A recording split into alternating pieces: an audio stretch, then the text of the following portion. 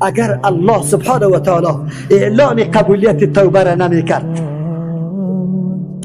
اگر الله سبحانه و تعالی اعلان قبولیت توبه را نمی کرد، چه راه و چاره داشتیم؟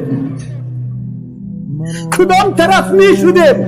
آیا مال و متاع و اولاد کفایت می کرد؟ نه. یوم یفر المرء من اخی، روزی آمدنی است که اونجا فرار میکنه برادر از برادر، و امه و ابی، و از مادر خود و از پدر خود، و صاحبته و بنی، از زن و فرزند خود فرار است. او تو روز میآید چی میکردی؟ الله قبول میکنه.